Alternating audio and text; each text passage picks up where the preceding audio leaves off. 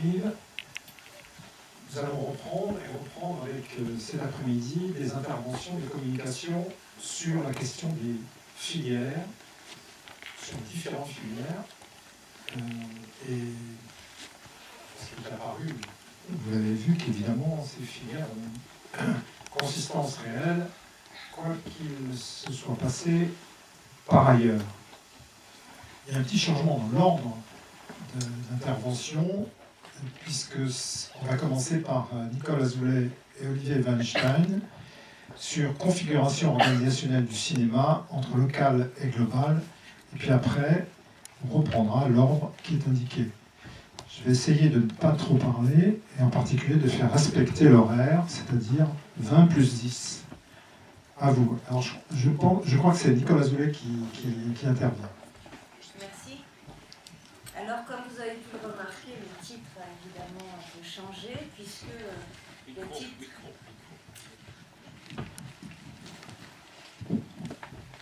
le titre de la présentation que nous allons faire porte sur les modèles économiques du cinéma entre local et global.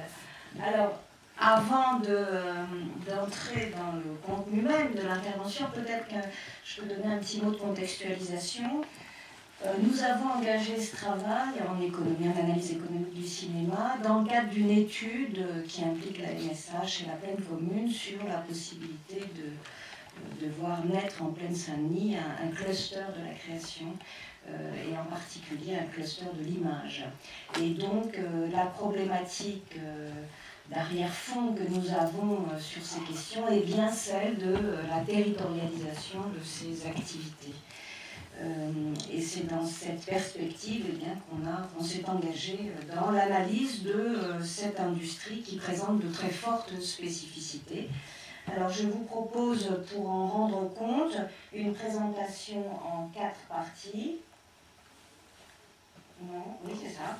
Alors, une première partie où très rapidement, je vais présenter 5 caractéristiques qui paraissent centrales pour appréhender cette industrie. Une seconde partie où je mettrai l'accent sur la structure du modèle économique français. En réalité, ça me permettra de mettre l'accent sur certains phénomènes qu'il faut avoir à l'esprit pour aborder la question de la localisation. Enfin, j'insisterai sur les dynamiques qui viennent déstabiliser ce modèle économique, pour conclure avec des questions sur les voies de sortie, et les voies de sortie par le haut vers lesquelles cette industrie peut s'engager. Alors, sur la première partie, je vais un peu rapidement parce que 20 minutes c'est très court. Mais bien sûr, vous me poserez des questions si j'étais trop elliptique sur certains points. Alors, dans la première partie, donc, sur les caractéristiques de l'industrie du cinéma, il faut avoir à l'esprit 5 grandes caractéristiques qui structurent cette industrie. Premièrement, c'est une industrie qui produit des biens singuliers au sens qu'utilise Karpik de l'économie des singularités, donc incommensurables, indivisibles, et qui renvoie évidemment à la subjectivité des consommateurs. Production de biens singuliers, et en même temps ce sont des biens d'expérience, c'est-à-dire qu'au moment où on va dans une salle de cinéma, on paye une promesse. Cette question des biens d'expérience a été conceptualisée en particulier par Nelson. Je n'insiste pas plus là-dessus, ce sont des éléments bien connus. Donc première caractéristique, nous avons affaire à des singularités et des biens d'expérience. Seconde caractéristique fondamentale, c'est que c'est une industrie marquée par une incertitude radicale, au sens de Knight. Radicale, on peut préciser cette notion à travers deux composantes. Il y a une incertitude radicale de marché. Aucun acteur dans le cinéma est capable d'anticiper un nombre d'entrées et un succès potentiel d'un film. Aucun. Bien que toute une série de stratégies pour limiter l'incertitude soient évidemment mises en place, en réalité, l'incertitude est totale. Donc une incertitude de marché, proprement dit. Et puis il y a un second volet de l'incertitude qu'il faut avoir à l'esprit, c'est celle de la production qui est liée au fait qu'on a une dimension, une création artistique. C'est-à-dire qu'entre l'existence d'un scénario et le film qui va résulter de la coordination de l'ensemble des compétences qui vont intervenir sur le film, eh bien, on a un produit dont on ne sait pas à l'avance ce qu'il sera. Hein. Et en ce sens, il y a une réelle incertitude liée à ce travail artistique. Troisième grande caractéristique, c'est une industrie de réseau qui repose sur une organisation industrielle que l'on qualifie en général d'oligopole à franges, c'est-à-dire une structure concentrée, oligopolistique, pour qualifier le rôle des majors. À franges, eh bien, cela renvoie au rôle des producteurs indépendants, auprès de qui les majors vont aller puiser des ressources, hein, vont aller sélectionner des projets. Et puis un troisième cercle formé par les industries techniques donc formées des prestataires de services spécialisés. Alors, cette industrie de réseau donc, fonctionne sur la base d'un processus de production qui repose donc sur des compétences multiples, spécifiques, complexes, et qui vont donner lieu à un système de contrat, eh bien, lui aussi extrêmement complexe. Une industrie de projet, quatrième caractéristique, autrement dit, la coordination et la contractualisation de l'ensemble de ces compétences qui ont des degrés de travail artistique, au contraire technique ou standardisé, puisque ça mêle évidemment ces trois niveaux, eh bien, la coordination et la contractualisation se renouvellent à chaque projet. Et donc, comme toujours dans ces industries de projet, eh bien, les catégories de confiance, de réputation et les relations personnelles vont être essentielles, car chaque projet est évidemment extrêmement sensible à toute défaillance individuelle. Dernière caractéristique générale, hein, pour cerner cette industrie, eh bien, c'est le fait que c'est une industrie de prototype. Alors, ça indique que, comme pour toutes les industries de prototype, eh bien, les coûts sont irréversibles et très lourds pour la fabrication de la première copie, alors que les coûts de reproduction eh bien, vont être très faibles, voire négligeables avec la numérisation. Autrement dit, c'est une structure de coût, évidemment, engagée de façon irréversible à la production, à la fabrication du film lui-même. Bien, alors ces caractéristiques sont en général bien connues et on voit bien qu'au sein des industries culturelles et créatives, il y a une réelle spécificité de l'industrie du cinéma par le nombre de compétences qui sont spécialisées, par la lourdeur des coûts et leur caractère irréversible, et par l'incertitude radicale qui entoure chaque projet. Donc la question qu'on peut se poser, c'est quel est le modèle économique eh bien, qui permet de soutenir ce type d'industrie avec les caractéristiques qu'on peut rapidement avoir à l'esprit. Alors nous nous sommes focalisés sur le modèle économique français, et bien entendu, il n'y a pas un modèle économique du cinéma. Les budgets de films vont en gros de 400 000 € à 40 millions d'euros, c'est-à-dire c'est un rapport de 1 à 100. Autrement dit, les modèles économiques sont spécifiques pour chaque tranche de budget. Mais le point sur lequel nous avons voulu mettre l'accent, eh bien, c'est faire référence à la structure générale de ce modèle à travers trois questions qui, somme toute, sont les trois questions fondamentales de tous les modèles économiques, c'est-à-dire comment les projets sont financés, première question, comment sont-ils rentabilisés, deuxième question, et finalement, comment la valeur est-elle répartie entre les différents co-contractants. Alors, je ne vais pas entrer dans un grand détail, mais je voudrais simplement, évidemment, mettre l'accent sur ce qui fait la spécificité du modèle français. Alors, sur le financement, évidemment, il y a les fonds propres, et les fonds propres des productions, et les fonds privés de coproduction qui vont intervenir dans le financement du montage d'un film. Il y a ce qu'on appelle le minimum garanti des distributeurs, et c'est le point sur lequel je voudrais insister, il y a évidemment un soutien public important sans lequel l'industrie du cinéma n'aurait pas pu se développer comme elle l'a fait. Pour vous donner un ordre de grandeur, pour 2012, l'industrie du cinéma a produit 279 films, dont 209 d'expression française, et 279 qui sont agréés donc par le CNC. Par comparaison, on doit avoir une dizaine de films dans les différents pays européens. Donc vous voyez qu'on est, dans des ordres de grandeur extrêmement, évidemment, importants. Donc, quels sont les soutiens, si on veut les résumer? Et d'ailleurs, vous savez peut-être qu'aujourd'hui, j'en dirai un mot tout à l'heure, le rapport Lescure est remis à la présidence sur précisément la question du soutien de cette industrie. Alors, il y a 3 niveaux de soutien. Un premier qui repose sur ce qu'on appelle des aides directes. C'est le fonds de soutien du CNC, dont la contribution au devis des films est très faible. Le CNC estime qu'en général, la contribution de ce fonds de soutien est de l'ordre de 5 à 6% des devis.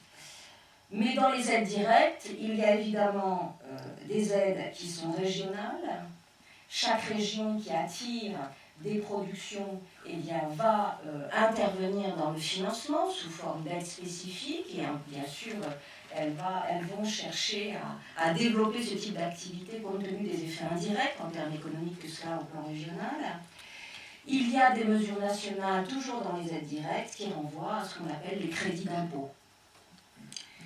Deuxième type de soutien public, c'est un soutien qui est indirect cette fois-ci et qui passe par les obligations qui sont faites aux chaînes de télévision de diffuser des quotas de films d'expression française et donc d'entrer dans le préachat sur les devis de films, donc d'entrer dans le préachat des films, d'une part, donc compte tenu des obligations de diffusion, et puis deuxième volet, imposé aux chaînes, par des obligations de contribution à la production, c'est-à-dire que certaines chaînes, la réglementation n'est pas strictement identique pour toutes les chaînes, mais certaines chaînes, en particulier les chaînes en clair, les chaînes hertziennes et Canal+, vont intervenir en tant que coproduction et co-diffuseurs par le système de préachat, et diffuseurs par le système de préachat. Alors ces contributions-là sont extrêmement importantes et on considère que c'est par là que le soutien massif se fait. Troisième niveau, qui est cette fois-ci un niveau plus macroéconomique et qui repose sur un dispositif institutionnel sans lequel là aussi l'industrie du cinéma ne pourrait pas tenir, c'est un niveau qui porte sur la prise en charge du statut des intermittents. Le statut des intermittents permet de maintenir, de développer un vivier de compétences dans cette industrie sans lequel elle ne saurait fonctionner. Et évidemment, c'est à ce titre un dispositif institutionnel fondamental. Comment un film est-il rentabilisé? Alors, il y a un modèle économique du cinéma qui est celui d'une location des œuvres et d'une prestation de service. C'est-à-dire qu'un film reste toujours la propriété du producteur qui en confie l'exploitation sous forme de mandat à un distributeur. Donc le spectateur acquitte un prix qui correspond simplement au droit de regarder un film dans des conditions définies, uniquement. Et sous cet angle, le prix qu'il paye est totalement déconnecté du coût de production. Il payera le même prix selon que le film aura coûté 400 000 € ou 40 millions d'euros. La rentabilisation va donc se faire sur 3 variables qui se croisent, évidemment. La première, c'est le volume des spectateurs, c'est une question de volume uniquement. La variété des systèmes de diffusion, qui se sont démultipliés avec la numérisation, et les ventes à l'international. Sur la question de la répartition, je vais un peu vite pour aborder ces questions de façon synthétique. Sur la question de la répartition de la valeur ajoutée, la répartition s'opère sur des bases contractuelles très complexes, propres à chaque type de compétences. Les contrats avec les acteurs ne sont pas les mêmes que les contrats avec les chefs d'écho ou avec la lumière. Ce sont donc des contrats spécifiques qui, évidemment, vont permettre de rassembler toutes les compétences nécessaires à la fabrication et à la distribution du film. Mais on peut souligner deux caractéristiques dans cette logique de répartition qui sont importantes d'avoir à l'esprit. La première, c'est que cette répartition est particulièrement sensible au rapport de force. C'est-à-dire que les agents économiques impliqués dans cette répartition, qui schématiquement donc se distinguent entre majors, producteurs indépendants, industrie technique, eh bien, vont principalement jouer au bénéfice des plus puissants, des majors tout particulièrement. Le nombre d'histoires sur chaque film où des producteurs indépendants ont engendré de très gros succès dont ils n'ont pas vu l'ombre du quart d'une remontée de recettes parce qu'elle était captée par la major qu'ils produisaient. Ces histoires sont légion dans le cinéma. Quant aux industries techniques, j'y reviendrai évidemment par la suite, ce sont elles qui sont les plus fragiles, soumises en général à des conditions de travail où la tradition veut y compris qu'elles financent gratuitement tout un grand nombre d'activités, par exemple les courts-métrages, par leur intervention gratuite. Donc alors là, elles sont vraiment évidemment en bout de course dans ce rapport de force. Donc première variable. Deuxième variable, qui est un autre volet de ce rapport de force, eh bien, c'est que compte tenu de l'incertitude radicale sur le nombre d'entrées que fera un film, un certain nombre d'agents économiques en situation de force dans les contrats eh bien, vont rechercher, vont mettre en place des mécanismes qui leur permettent d'être rémunérés avant le passage du film sur le marché, puisqu'on ne sait jamais ce que ça donnera. Et donc, ils vont chercher à être rémunérés sur la base du budget des films proprement dit, et non en prise de participation, comme ça a été historiquement très souvent le cas dans le cinéma. C'est tout particulièrement la polémique sur les acteurs que vous avez peut-être suivi dans la presse il y a quelques mois, et qui se traduit en général par, qui est une des raisons pour lesquelles on considère qu'il y a une inflation des budgets, car c'est la façon pour certains types d'agents eh bien, d'être garantis dans leur rémunération à des seuils qu'ils peuvent imposer dès lors qu'ils sont en position de force pour cela, et indépendamment de tout nombre d'entrées que feront les films. Alors, compte tenu de cette tendance, évidemment, les parties les plus fragiles, je l'ai dit tout à l'heure, les plus faibles dans la négociation, sont les techniciens et les industries techniques, celles qui, nous le verrons tout à l'heure, sont en outre le plus souvent territorialisées, associées à des territoires spécifiques. Alors, pour conclure sur ce modèle économique, on voit bien dans la façon dont le cinéma français s'est constitué, eh bien, il est important de prendre la mesure que cette industrie a trouvé sa cohérence en France dans un cadre national, avec des modalités de financement dont la cohérence est profondément nationale, contrairement par exemple à l'industrie américaine qui a très tôt su développer des produits mondes, des produits directement associés à l'exportation.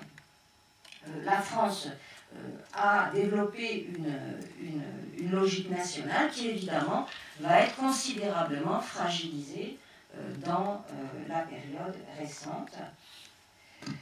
Quelles sont les dynamiques déstabilisatrices de ce modèle? On peut les associer à quatre points principaux. Je résume beaucoup, mais il me semble que ce sont les points principaux. Première dynamique, le cinéma est une des industries fortement marquées par les processus de mondialisation des 30 dernières années, avec un rôle décisif des firmes multinationales qui assurent la distribution de produits mondes sur les marchés mondiaux. J'en ai parlé tout à l'heure. Et évidemment, dans ce contexte, il faut avoir à l'esprit le rôle tout à fait spécifique de l'industrie américaine. Au niveau de l'UE, ce sont les chiffres que donne le CNC.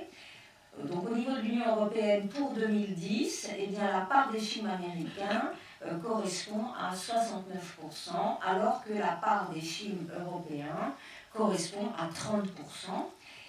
Au niveau de l'UE, Et ces données sont évidemment, ne disent pas grand-chose par elles-mêmes, car le fait que ces films soient sur les territoires n'indique pas la façon dont ils vont être distribués dans les différentes salles. C'est-à-dire que ces mêmes films peuvent évidemment capter, ces 70% de films américains peuvent capter 95% des salles dès lors que les mandats des distributeurs et les investissements en distribution vont dans ce sens-là. Et dans ce contexte, seule la France, en termes de production, dans le cadre européen, résiste considérablement. J'ai par ici les chiffres pour 2011, je vous les donne de mémoire. Pour les films produits pour la France, 47% des films, la part des films français correspond à 47% des films produits, la part des films américains, 24%, et les autres parts sont négligeables. Il y a une part autre film qui est à 12%, qui intègre les films du reste du monde, et la part des films de l'Union européenne, proprement dit, ça doit être un petit 8-9%. Mais là encore, ça fait un total de quelque chose comme 595 films, un peu moins de 600 films produits en 2011. Sur ces un peu moins de 600 films, ne sont exploités, chiffre du CNC, un peu moins de 10% des films. 10%. Et évidemment, les prorata d'exploitation sont dépendants des politiques de distribution fondamentales. Tout à l'heure, dans les interventions ce matin, Lucien Carpic était mentionné. C'est ce qui explique que dans son ouvrage, et la partie de l'étude qui porte sur l'économie du cinéma, sur l'analyse du marché du cinéma, eh bien, il insiste sur le fait que si on veut que l'industrie du cinéma française marche mieux, eh bien, c'est dans la distribution qu'il faut investir. Alors, donc, premier point, je n'insiste pas plus, on a une très forte concurrence internationale, en particulier du cinéma américain. Deuxième caractéristique, deuxième dynamique qui vient fragiliser ce modèle, c'est évidemment la diminution du financement des chaînes de télévision. Cette diminution du financement des chaînes de télévision, il faut la voir à deux niveaux, en valeur absolue et dans un contexte conjoncturel, premier niveau, et puis en valeur relative et dans un contexte structurel, un deuxième niveau. Alors, premier niveau, qu'est-ce que je veux dire par là? En valeur absolue, eh bien, vous savez bien que les chaînes de télévision, les chaînes publiques au premier rang, participent à l'effort budgétaire de redressement des budgets publics. Et compte tenu de leur très forte inertie en termes de structure des coûts, eh bien, leur seule variable d'ajustement porte sur le financement des programmes. Alors je vais aller beaucoup plus vite. Elle porte sur le financement des programmes et donc les budgets de financement direct sont à la baisse. La perte des budgets de publicité vont dans le même sens. En valeur relative, c'est évidemment la numérisation auquel je fais référence, c'est-à-dire que par rapport à la diversité des supports de diffusion autorisés par la numération, évidemment, la part qui incombe aux chaînes de télévision traditionnelles va en s'affaiblissant et ne peut aller qu'en s'affaiblissant. Autrement dit, les plateformes de diffusion numérique qui constituent ces acteurs très puissants dont nous avons déjà parlé ce matin, eh bien, sont des remises en cause structurelles du financement du cinéma français. Troisième élément, je vais très vite. Un des points les plus importants, c'est les distorsions de la concurrence et les délocalisations du cinéma. Un très grand nombre de délocalisations ont lieu. 35% des budgets confondus pour 2012 sont délocalisés. Et en réalité, 69% des films de plus de 10 millions d'euros sont délocalisés. Les délocalisations, elles ont eu deux vagues. Une première vague jusqu'en 2004, en gros, où les délocalisations avaient lieu dans des autres pays de l'UE, où il y avait des écarts de niveau de vie tels que le coût était plus faible. République tchèque, Pologne. Deuxième vague à partir de 2004, c'est une concurrence fiscale entre les pays les plus proches. C'est la Belgique, c'est le Luxembourg, qui, compte tenu de ce qu'on appelle les tax shelters, c'est-à-dire les abris fiscaux, eh bien, vont capter l'ensemble des tournages. Bien, donc l'industrie du cinéma français se trouve dans une double difficultés sous l'angle des distorsions de la concurrence et des délocalisations. Elle fait face d'une part à un départ de ces tournages vers des tournages français, donc vers la Belgique et le Luxembourg, et en même temps toutes les grosses productions internationales vers lesquelles on pourrait considérer qu'elles doivent être attractives, eh bien, sont pour le moment captées par l'industrie anglaise du cinéma. Et évidemment, sous cet angle-là, c'est évidemment tous les enjeux qui pèsent sur les studios dans lesquels nous sommes aujourd'hui, puisqu'on considère qu'une des faiblesses structurelles concurrentielles du cinéma français, c'est précisément de ne pas avoir eu de grands studios intégrés à l'américaine, finalement, capables d'être attractifs pour ces différents tournages. Alors, vous terminez? Je termine. Le dernier point portait sur la fragilisation des industries techniques. C'est un point très important parce qu'évidemment, elles sont au cœur de la localisation et tout particulièrement en Seine-Saint-Denis. 80% de l'industrie du cinéma est en Île-de-France. Les industries techniques sont situées en Seine-Saint-Denis, pour beaucoup.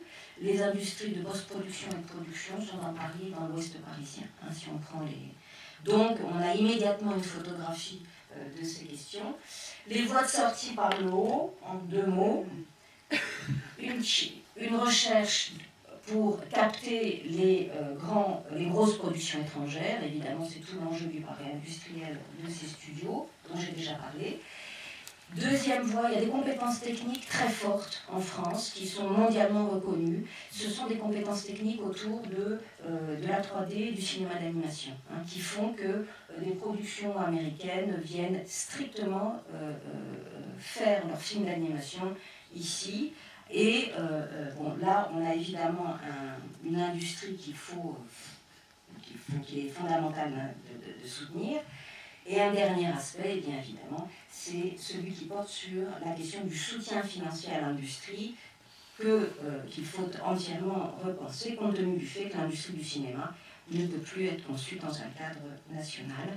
Et un certain nombre de mesures sont déjà en cours de route.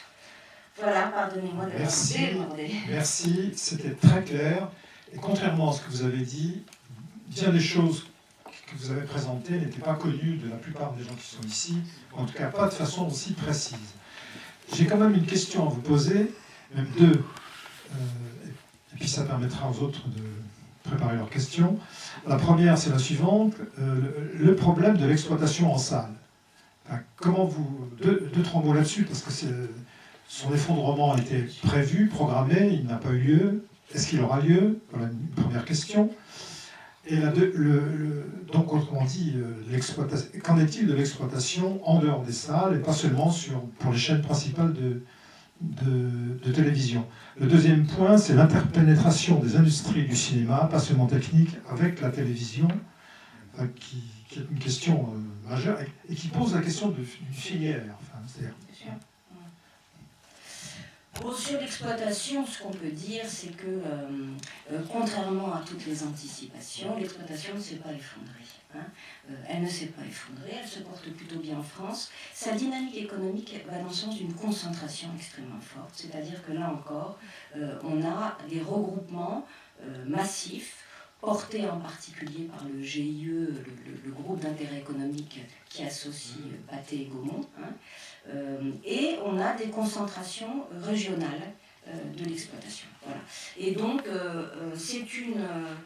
bien entendu, le métier d'exploitant est fragilisé pour les industries d'art et essai, pour la filière de l'art et essai, encore qu'elle soit soutenue, mais pour le cinéma commercial, évidemment, la question de la très grande concentration et le grand nombre de films se traduisent par une conséquence économique fondamentale, c'est que les films sont censés trouver leur public en un temps record, qui est au maximum de 2 semaines en réalité. C'est-à-dire que les films sont évalués, vous savez qu'ils sortent tous le mercredi, à la séance de 14h. Le mercredi, il y a un panel de salles qui permet d'avoir une évaluation immédiate, qui permet de faire une projection sur le nombre d'entrées qu'aura le film en tout. Et on ne se trompe pas. Hein, il faut quelques contre-exemples, mais en général, on ne se trompe pas. Et donc, un film qui, au premier abord, ne trouve pas son public, très rapidement, ne sera plus programmé dès lors qu'il doit faire face à une concurrence considérable. Voilà. Sur la filière... Alors, c'est évidemment, vous voyez bien que là, c'est une entrée très particulière, l'industrie du cinéma, parce que pour avoir une vision d'ensemble, il faudrait l'associer à l'audiovisuel. Et tout particulièrement lorsqu'on s'intéresse aux industries techniques. Tout particulièrement. Parce que là, la variété des plateaux de tournage, la variété des compétences s'adresse autant, évidemment, aux différentes filières de l'audiovisuel qu'au cinéma. Et la publicité, hein, oui c'est ça. On a les films institutionnels, les films publicitaires, la télévision et le cinéma. Et la communication. Voilà. Merci. Alors, pour intervenir, il faut que vous vous déplaciez à partir de maintenant. On ne fait pas ça pour réduire le nombre de questions. Ça pourrait être une stratégie. Oui, moi j'ai une question. On n'a pas beaucoup parlé de l'inflation des coûts. Or, est-ce que, d'abord, à quoi est-ce qu'on peut l'attribuer? Peut-être pas seulement à l'intéressement, pré-production, il y a peut-être d'autres facteurs qui jouent, comme la starisation, etc. Et surtout, ma question, c'est de savoir, est-ce que vous ne pensez pas que c'est ça qui pourrait fragiliser la filière du cinéma, et qui d'ailleurs justifie du même coup, enfin, ou la sous-filière du cinéma, et qui du même coup justifie le fait que cette sous-filière voisine avec une autre sous-filière, celle de l'audiovisuel dont on a parlé, qui elle a au contraire des coûts de production qui ne connaissent pas l'inflation du cinéma. Sur l'inflation des coûts, je crois qu'il y a deux éléments qui éclairent cette inflation. Le premier, qui est fondamental, c'est le poids de la post-production et des effets visuels, qui engendrent des coûts considérables, qui sont d'un niveau de technicité, de temps de travail, de renouvellement de matériel, qui se traduisent par une inflation, enfin une croissance des coûts techniques. Et c'est bien de cela que je faisais référence pour indiquer la très grande compétence des techniciens français dans l'animation, dans la 3D, dans les effets visuels, mondialement reconnus. Donc ça, c'est un des éléments sans lequel on ne comprend pas cette inflation des coûts. Deuxième caractéristique, évidemment, quand je parlais tout à l'heure de l'intégration dans les budgets avant le passage au marché de contrats, je pensais au STAR tout particulièrement. Hein, c'est vraiment... Alors, c'est pas de la même ampleur, mais quand même, pour avoir vu d'assez près ce type de négociation dans le cadre d'un film en particulier, il faut quand même avoir à l'esprit que le marché des stars est un marché très particulier en France. C'est un marché qui fonctionne toujours à la hausse et jamais à la baisse. Contrairement aux pays anglo-saxons. Et sous cet angle, les chroniques qu'il y a eu dans la presse allaient évidemment à l'essentiel. Hein. C'est une opération bien montée. C'est une opération extrêmement bien montée. Philippe Crillon. Est-ce que vous pourriez donner un peu plus de précision sur les mesures permettant d'ouvrir le cinéma français vers l'international? Vous avez évoqué, mais brièvement. Ouais. Bon, d'abord, vous avez bien compris que comme je voyais quand nous dressions un tableau très négatif, on se dit quelles sont les voies hautes. Bon. Nous faisons partie des économistes qui pensons que c'est par une... on ne peut pas nier les phénomènes de mondialisation, ça ne sert à rien, il faut s'y insérer. Ça ne veut pas dire qu'il ne faut pas les protéger, l'industrie, hein, mais il faut être dedans. Et donc, il y a vraiment trois voies, mais qui échappent au cadre national pour certaines d'entre elles. Bon, la première voie, c'est que moi je crois que la recherche d'attractivité des productions internationales en France est une question majeure du cinéma français. Hein. Toutes les productions mondiales vont à Londres dans les studios Pinewood parce que la France n'avait pas ces studios. Donc il y a un enjeu considérable sur ces studios. Il y a une petite histoire autour de ces studios, mais il y a derrière, il y a une histoire qui est... Mais derrière ça, il y a un vrai pari industriel et il faut vraiment souhaiter que ça marche. Pour vous donner une illustration, quand Hugo Cabret, quand Scorsese fait Hugo Cabret, qui se passe à Paris, qui se passe Gare Saint-Lazare, même si c'est l'image synthétique pour beaucoup, son intérêt c'est de tourner en France. Parce que ça lui coûte plus cher d'aller chercher tous les éléments de décor qu'il faut amener à Pinewood. Mais c'est impossible en France. Donc il y a un vrai enjeu là-dessus, sur cette attractivité. Et dans ce cadre, évidemment, ça permet de positionner la France dans un schéma concurrentiel au plan européen et mondial. Deuxième élément, l'insertion de la filière de la 3D est colossale. Universal a fait 2 films d'animation. Universal, les studios américains, ils se délocalisent en premier au Canada, en second en Angleterre, pour des raisons fiscales, pour des raisons de cohérence culturelle, de conception culturelle commune des plateaux de cinéma. Bien. Pourtant, le Lorax, Moi, Moche et Méchant, qui ont fait des succès considérables pour Universal, ont été produits en France par MacGuff, qui est une des sociétés de pointe, et qui, malgré le fait que les avantages fiscaux sont très faibles en France, ils ne sont pas compétitifs. Olivier Weinstein. Oui, non, je voulais dire un mot sur l'organisation. Bon, malgré tout, on a été faire, disons, un petit tour à Londres, et c'est vrai que l'idée, c'est de voir à quel point précisément, on n'a pas pu le présenter là, il y a derrière, c'est un des grands pôles de production cinématographique, à Londres, évidemment un modèle économique qui est totalement différent du modèle français, et qui est basé de manière immédiate sur la mondialisation et l'attraction. Alors c'est vrai, il faut le dire aussi quand même, qu'il y a des avantages naturels de Londres, il y a des avantages qui viennent des infrastructures, qui viennent aussi d'aspects fiscaux, puis il y a des avantages naturels qui sont la langue, il y a des liens, bien sûr, on voit bien à Londres, pour eux c'est naturel de travailler avec les Américains, voilà. Merci pour la parole. En évoquant un peu la question des voies de sortie, le dernier point, j'aimerais avoir plus d'informations sur le système d'aide. Qu'est-ce qui est en train d'être pensé en matière de système d'aide publique actuellement et en relation avec le débat actuel? Parce que nous, en Afrique ou bien au Burkina Faso en particulier, on a le modèle français qu'on évoque régulièrement, alors qu'il est en train d'évoluer. J'aimerais bien savoir qu'est-ce qui est en train de se faire au regard un peu de ses limites actuelles, voilà, et du débat qui est d'actualité sur cette exception française en matière de financement. Et une autre question qui ressemble à la première, c'est est-ce qu'en dehors des aides publiques, le cinéma français ne peut pas se produire?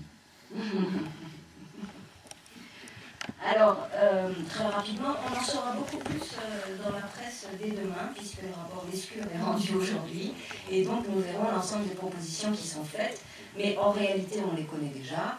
Il va s'agir de voir comment faire participer au financement les grands opérateurs des plateformes numériques. C'est ça les enjeux. C'est Google, c'est Orange, c'est iTunes, et cette bataille-là ne se passe pas au plan national, elle se passe au plan européen, au plan de l'Union européenne.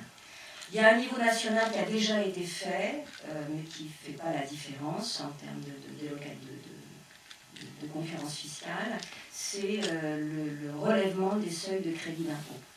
Le crédit d'impôt, c'est un mécanisme qui permet d'avoir des dépenses qui vont venir en déduction de l'impôt que les sociétés vont payer. Vous voulez la parole? Oui. Dernière question. Je voulais vous poser une question. Lorsque vous parlez d'attractivité du sol français, de délocalisation, des différents problèmes que vous avez pu évoquer, je voulais avoir votre avis sur les dernières négociations qui ont eu lieu sur l'extension de la convention collective, le pôle technique, vous en avez parlé. Voilà, j'aurais voulu avoir même le sentiment un peu des personnes qui sont à la tribune sur la façon dont vous envisagez les conditions salariales des techniciens dans ces bien beaux métiers. Ben, en un mot, c'est une question épouvantablement difficile. Pour la décoder un peu, elle prend la forme suivante. La convention qui est en train d'être négociée est une convention qui se négocie avec les majors principalement et qui donc défend un niveau de rémunération des techniciens plus élevé et plus garanti, ce qui est très important car ils sont mal payés et car en général, compte tenu des effets de hold-up, on utilise cette expression en économie, des effets de hold-up sur les budgets que peuvent avoir des acteurs qui ont un rapport de négociation très fort, et bien ce sont toujours finalement les techniciens qui vont voir leur cachet abaisser en dessous des seuils syndicaux, avec y compris des semaines gratuites ou du travail bien. Alors il y a à la fois ce volet-là, et en cela c'est une avancée. Mais évidemment, cela indique en contrepartie que tous les petits budgets qui ne se tournent qu'avec un coût du travail inférieur et négociés à la baisse, eh bien, vont évidemment être sacrifiés. Alors, il y a toujours des solutions. Il y a des solutions qui seraient de définir, il me semble, en fonction des budgets de films, des niveaux de protection des techniciens. Mais la difficulté est toujours la même. Si on va dans le sens de la convention, qui est évidemment une convention fortement décriée par tous les acteurs du cinéma qui sont dans des petits budgets, c'est une très bonne chose pour les techniciens, mais de fait, ça va réduire et concentrer encore plus le marché. Donc, il y a probablement des choses plus fines à faire. Je ne sais pas, mais peut-être êtes-vous mieux placé que moi pour puis, comme vous l'avez dit, ça ne concerne pas seulement le cinéma. Ah non, c'est la difficulté de la chose. Est-ce qu'on peut dire, comparativement aux autres filières, que finalement le cinéma et l'audiovisuel sont mieux protégés ou moins mal menacés en raison de la lourdeur de leurs coûts? Les éléments que je connais ne m'amèneraient pas à cette conclusion, non. Je pense en particulier que la grande fragilité du cinéma français tient au fait que si ces industries techniques ne sont pas maintenues, si elles sont détricotées, il n'y a plus de cinéma français. Il n'y en a plus. Merci. Merci, c'était passionnant. Et on passe... Est-ce que je peux... Non, désolé, j'avais dit que c'était le dernier. On a déjà largement dépassé.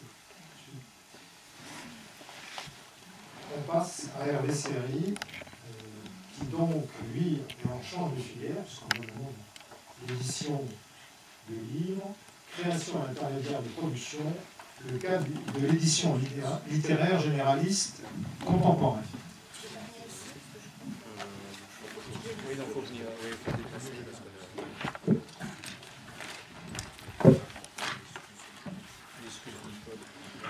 Je peux excuser, je suis impérativement partie. Vous êtes excusé, c'était prévu.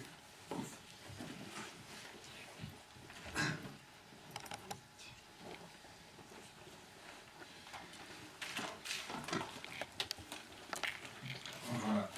Donc, l'activité et la vivacité des débats autour de la place présentée comme nouvelle des agents d'auteurs en France est généralement considérée à partir des discours des acteurs qui s'expriment sur ce terrain. Et dans le cas français, elle est présentée comme une nouveauté d'autant plus singulière que cette place des agents serait depuis 10, 15, 20 ans, certes croissante, mais relativement négligeable. Ce qui permet de réactiver d'une manière assez simple le chaîne d'une position essentielle de l'économie éditoriale, l'art, la littérature versus l'économie. Si les modalités générales d'une économie d'édition éditoriale capitaliste, pour le dire ainsi, sont fixées au XIXe siècle, puis reprises et perfectionnées par les entrepreneurs de l'entre-deux-guerres, depuis les années 60 et 80, c'est bien connu, des vagues successives de concentration économique bouleversent ou ont bouleversé l'équilibre général du secteur, et encore plus récemment, le phénomène s'est accentué. Ceci dit, ça a été souligné à plusieurs reprises, le fait que, il ne faut pas négliger le fait que la montée en puissance des logiques financières ou industrielles n'est pas une réalité commune à toute l'industrie du livre, particulièrement en France. Et donc c'est dans ce cadre d'une concentration économique renouvelée, voire d'une surconcentration du secteur depuis les années 2000, comme l'évoque Orwell, que les débats autour des intermédiaires se sont développés. Et ce processus s'inscrit dans une transformation simultanée des modalités de valorisation que les éditeurs considèrent avec beaucoup d'attention depuis le XIXe siècle. Pour la période la plus récente, la prescription connaît un tout autre visage dans un univers éditorial donc concentré où les groupes multimédia possèdent une place nouvelle. De même, on connaît les changements des frontières des valorisations secondaires. Alors, parmi les difficultés que rencontrent les analyses sur les intermédiaires de l'édition, qui se cristallisent sur les agents, on remarque que ce domaine est assigné, le domaine éditorial est assigné la plupart du temps à sa fraction la plus légitime, la production littéraire des grandes entreprises, des entreprises d'édition généralistes.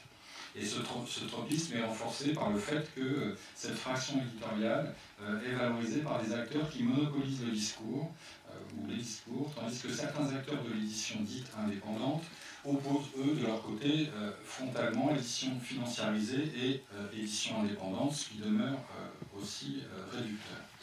Alors, comme je l'évoquais, l'espace éditorial est un espace d'entrepreneurs depuis le XIXe siècle, et c'est un espace dont les outils de rationalisation des processus de valorisation de la production se sont ensuite perfectionnés. L'internationalisation des marchés du livre est elle aussi ancienne, mais elle est devenue un enjeu vital pour une frange particulière des entreprises d'édition depuis quelques décennies. La montée en puissance des lieux d'échange que sont les foires du livre, dont Francfort, qui est depuis longtemps une énorme machine et actuellement portée par près de 150 employés permanents, participe de cette évolution. Par ailleurs, la concentration économique des entreprises radicalise le pouvoir de l'aval du secteur, tout particulièrement la distribution. Tout ceci n'empêche pas les représentations et les discours des acteurs de l'édition de continuer à se focaliser sur l'éditeur-créateur, producteur apparent de ces industries culturelles.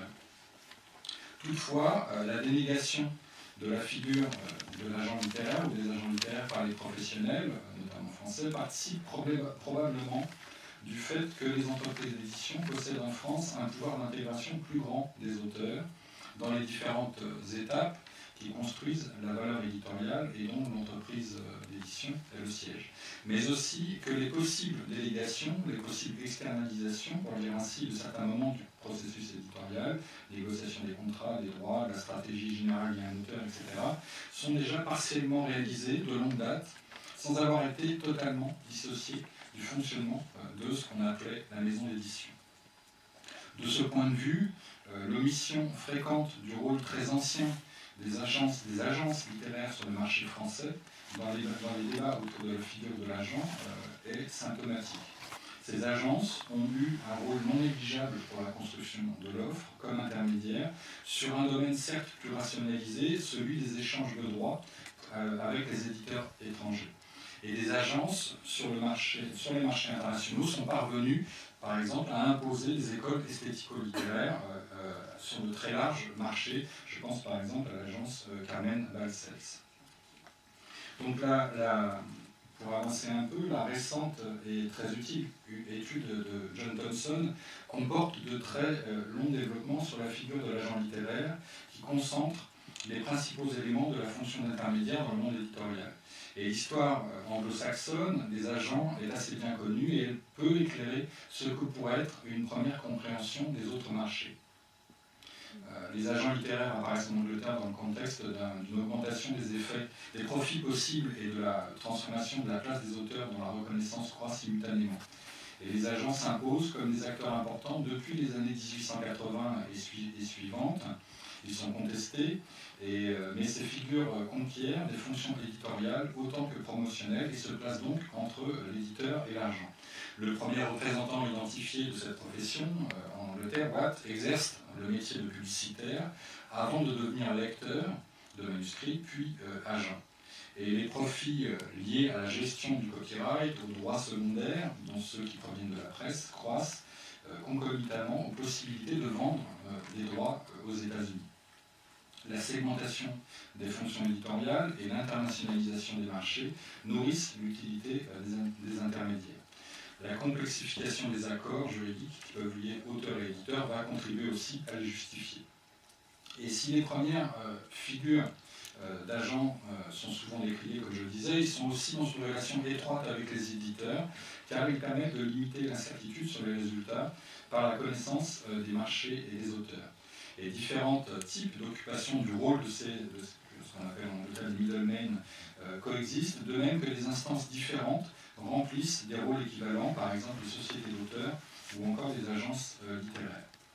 Alors, notons qu'il est symptomatique que les compétences les plus fréquemment relevées pour les figures fondatrices de la fonction d'agent littéraire se situent dans des domaines professionnels qui seront constitués en activités à part entière du secteur éditorial, par exemple la publicité, le juridique ou la presse, à des moments où les milieux de l'édition, sous l'effet de plusieurs logiques, vont se professionnaliser. On le sait, les services de marketing et de publicité, les services juridiques et de gestion de droit sont relativement récents en France, même dans les grandes entreprises. Notons aussi que depuis les années 70, la formation au sein des écoles de commerce et ou les formations spécialisées, notamment universitaires, deviennent plus modales et exigées à différents échelons des entreprises éditoriales. Et les profils en provenance des instances les plus commerciales des entreprises ou du marketing et de la publicité prennent-ils le pas sur d'autres trajectoires plus issues des formations littéraires, entre guillemets, sanctionnées par l'université par exemple. Il est hors de propos ici de considérer un effet unilinéaire et connoté négativement de ces changements morphologiques qui peuvent être la source d'innovation de forme, d'offres et de contenu, mais il s'agit de voir plutôt comment le processus global de sélection des œuvres et des producteurs ou les conceptions du marché peuvent se renouveler sous les effets d'une recomposition qui est également professionnelle et donc morphologique.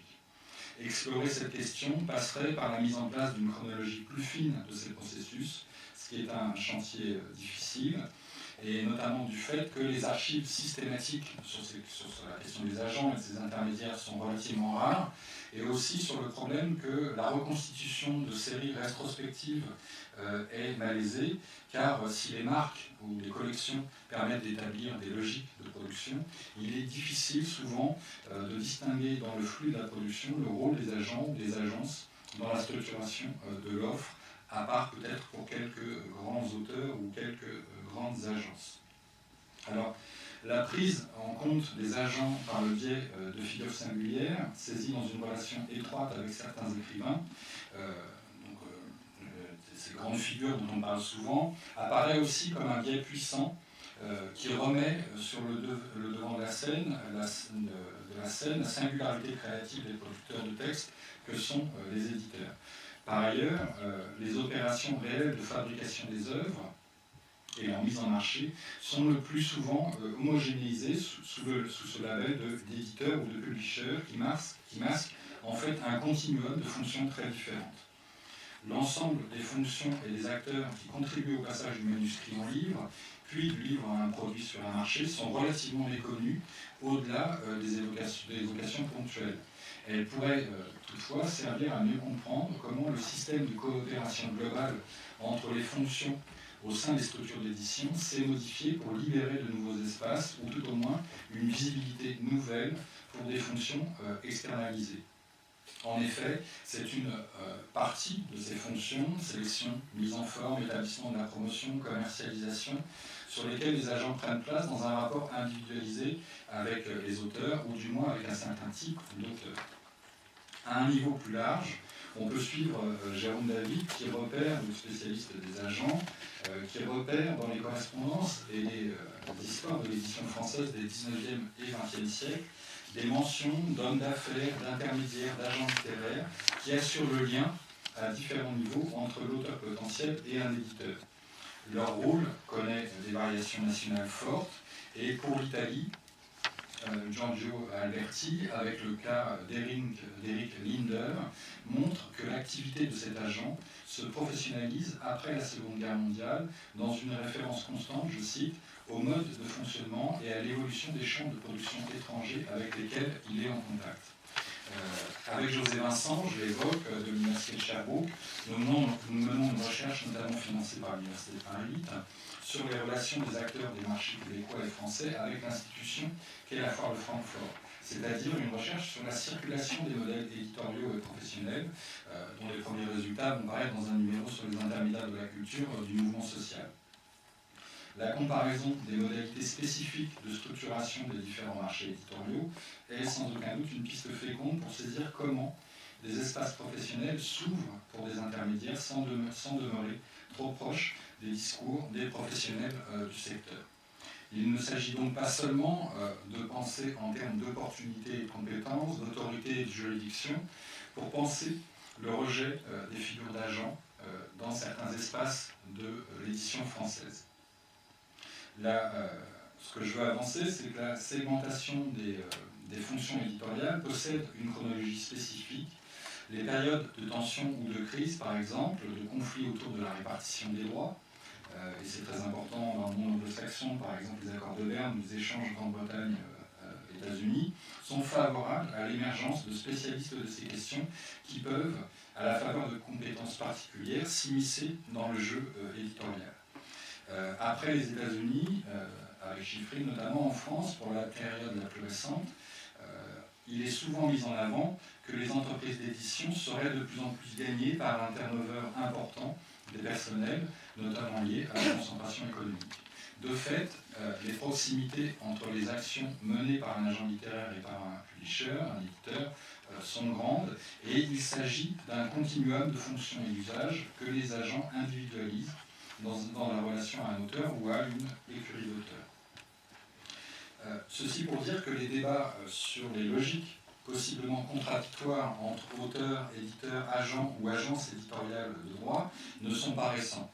On en trouve trace dans les années 60, par exemple en France, avec la volonté des éditeurs américains, des agences ou des agents américains aussi, de limiter temporellement la cession des droits de certaines œuvres, notamment pour les collections au format poche. Et il est probable que ce type d'injonction soit plus ancien. Elles sont systématiquement refusées, ces demandes, disons, américaines, par les éditeurs et les instances de corporation, au nom de la nécessaire valorisation des livres sur le moyen, voire le long terme. Par ailleurs, la presse professionnelle française mentionne régulièrement dans les années 80 des cas de professionnels de l'édition ou en provenance d'autres domaines que ceux des livres et de la culture, qui apportent un discours sur la nécessaire rationalisation des pratiques du secteur, notamment après les expertises du commissariat au plan en 1974. Experts de tel ou tel marché, par exemple aussi des conseillers divers pour les éditeurs ou pour les auteurs, des spécialistes de telle fonction éditoriale, remettent en cause la répartition